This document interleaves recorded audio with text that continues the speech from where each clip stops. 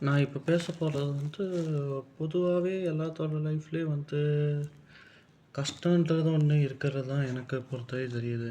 நான் பேச போறது ஒருத்தர பத்தி தான். அது வேற யாரும் இல்ல. உங்களுக்கு தெரிஞ்சிருக்குமோ தெரியலையோ, ரொம்ப பிரபலப்பட்டவன் தான் KPI Bala. KPI Bala 1995 December அஹ அ ஜூலை 30 இந்த டேட்ல பொறக்குறாரு.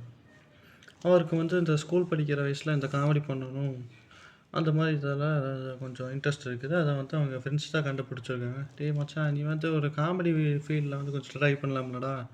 உனக்கு தான் காமெடி நல்லா வருது." அப்படின்னு சொன்னதுக்கப்புறம், அந்த ஸ்கூல்ல ஏதாவது ஒரு ப்ரோகிராம், இந்த காமெடி ப்ரோகிராம் இதெல்லாம் நடந்துச்சுன்னா, இந்த கேபி பாலா தான் கூப்பிடுவாங்க. அதுக்கப்புறம் இவரு +1ல படிக்கிறப்போ ஒரு காரைக்காலுக்கு ஒரு அமுதாவாணன்னு ஒருத்தர் அந்த ஊருக்கு வந்திருக்காங்க. அந்த நேரம் ஒரு இன்சிடென்ட்ல கேபி பாலா பார்த்துருக்காங்க. அவன் கேபி பாலா பார்த்து கேட்குறான், "அண்ணா, நான் உங்களோட டிவி ஷோஸ் எல்லாம் ப்ரோகிராம்ஸ் எல்லாம் நிறைய பார்த்துருக்கேண்ணே. எங்கேயும் என்னையும் ஒரு தாட்டி இங்கே சென்னைக்கு கூட்டிகிட்டு போகிறீங்களாண்ணே?" அப்படின்னு சொன்னான். "தம்பி, ஃபஸ்ட்டு நீ நல்லா படித்து முடிப்பா. ஒரு +1 +2 2 வருஷம் கழிச்சு அவனை பார்க்கலாம்." அப்படின்னு சொன்னாங்க. அதுக்கப்புறம் என்ன ஆகுதுன்னா, அந்த இன்சிடென்ட்டுக்கு அப்புறம் அவங்க நம்மள எப்படி இருந்தாலும் சும்மா கூப்பிட்டு பார்ப்போம்ன்னு சொல்லிட்டு இவன் கேபி பாலா கூப்பிட்டு பார்த்துருக்காங்க. அதுக்கப்புறம் அண்ணே, அன்னைக்கு ஒரு பையன் கூப்பிட்டான்லண்ணே, அந்த பையன் தானே இவன் பாலான்னு சொல்லிட்டு நான் தான் கூப்பிட்றேன். "சரிப்பா தம்பி, படிச்செல்லாம் முடிச்சுட்டே அப்படியே சரி அண்ணே, நான் உங்களுக்கு கூப்பிட்டேன்ல, சென்னைக்கு வரவான்னு கேட்குறப்போ, சரிப்பா சரி தம்பி, நீ சென்னைக்கு வாப்பா." சரி. சென்னைக்கு வந்ததுக்கப்புறம் அதுக்கப்புறம் இந்த ட்ரெயின் டிக்கெட்டுக்கு அவங்க அப்பா அம்மாவுக்கு இந்த மீடியா இந்த இதில் அவங்களுக்கு இன்ட்ரெஸ்ட்டே இல்லை. சென்னைக்கு வந்ததுக்கப்புறம் அவங்க அப்பாவுக்கு தான் எப்படி சொல்கிறதுன்னா, அவங்க அப்பாவுக்கு இந்த இந்த இதை பற்றியெல்லாம் இன்ட்ரெஸ்ட் இல்லை. ஒரு பைசா கூட காசு கொடுக்கல. அந்த பையன் கேபி பாலா சென்னைக்கு போகிறதுக்கு காசு கொடுக்கல. என்னென்னா, அப்போ ட்ரெயின் டிக்கெட் எல்லாம் ஒரு ரூ. 130.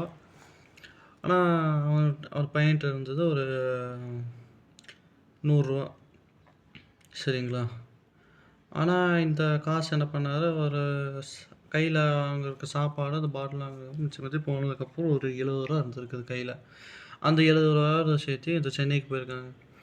சென்னைக்கு போயிட்டு அந்த பாலா ஒரு அமுதவாணனை பார்த்துட்டு, அதுக்கப்புறம் இந்த கலக்கப்போவது இந்த சீசனுக்குள்ளே என்ட்ரி ஆனதுக்கப்புறம் இந்த மிமிக்ரி இதெல்லாம் பண்ணதுக்கப்புறம் இந்த ஒரு சில கட்டத்துக்கு அப்புறம் இந்த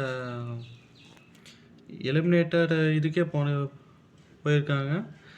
அதுக்கப்புறம் அவங்க ஒரு இன்னொரு சான்ஸ் கொடுத்துருக்காங்க. "தம்பி, இந்த சான்ஸை யூஸ் பண்ணிக்கப்பான்னு" சொன்னதுக்கப்புறம் நான் நல்லா யூஸ் பண்ணிவிட்டு, அதுக்கப்புறம் இந்த சீசன் 6 ஃபைனல் வரைக்கும் வந்தாங்க கேபிஐ பாலா.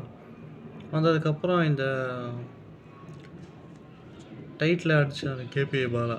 அடித்ததுக்கப்புறம் அவன் கேபி பாலா ஏன்டா அடித்தோன்னு இருக்குது. ஆனால் இவன்லாம் எப்படிடா அது ஃபைனல் வரைக்கும் டைட்டில் வின்னர் ஆனா? அந்த அளவுக்கு ஒரு ஏகப்பட்ட ட்ரோல்ஸு, பொறாமை, வஞ்சம் அந்த அளவுக்கு இருந்திருக்குது நம்ம ஃபேன்ஸுக்கு. ஆனால் நிறைய பேர் கூப்பிட்டு இவங்கள மிரட்டலாம் செஞ்சுருக்காங்க. ப்ராங்க் கால்லாம் பண்ண ஆரம்பிச்சிருக்காங்க. ஆனால் கேபி பாலா அதுக்கெல்லாம் கொஞ்சம் அசர்ற மாதிரி தெரில. ஆனால் நான் இப்போ என்ன சொல்ல வரேன்னா, இப்போ சமீபத்தில் ஒரு குழந்தைக்கு எஸ்எம்ஏன்னு ஒரு நோய் பாதிக்கப்பட்டிருக்குது. வர்ணிகா ஸ்ரீன்ற குழந்தைக்கு 10 கோடி ரூபா இன்ஜெக்ஷன் போட்டால் தான் அந்த குழந்தையை காப்பாற்ற முடியும்னு சொல்லிட்டு, அதுக்கு முதல்ல ஹெல்ப் பண்ணதுக்கப்புறம் அதுக்கப்புறம் ஒரு ப்ரெஸ் மீட்டிங்கில் கேள்வி கேட்குறாங்க. ஜீ தமிழ் வச்சு கேட்குறாங்க. இதை அர்ச்சனா தான் ஆங்கர், இவன் கேபி பாலா கெஸ்ட்டுன்னு நினைக்கிறேன். கெஸ்ட்டை கூப்பிட்டு கேள்வி கேட்குறாங்க. "தம்பி, அவனுக்கு என்னப்பா ஆசை?" "இல்லை, எனக்கு ஒரு ஆம்புலன்ஸு ஹாஸ்பிட்டல் கட்டணும்னு ஆசை. அதுக்கப்புறம் போக போக இந்த ஆம்புலன்ஸ் இது மினி ஆம்புலன்ஸ் மாரி கட்டணும். அதுக்கப்புறம் ஒரு 100 ஆம்புலன்ஸ் வச்சிருக்காங்க. அதுக்கப்புறம் ஒரு 1000 குழந்தை பொறந்திருக்குது. புரியுதுங்களா? இதுலேருந்து என்ன ஆகுது, அதுக்கப்புறம் இது விஜய் சேதுபதி வந்து அவர் என்ன நெனச்சாரு, கேபி பாலா வந்து இவன் வந்து யாரோ பிராங்க் கால் பண்றாங்க அப்படின்னு சொல்லிட்டு, கேபி பாலா வந்து கால கட் பண்றான். அதுக்கப்புறம் வந்து எடுத்து பேசியிருக்காங்க.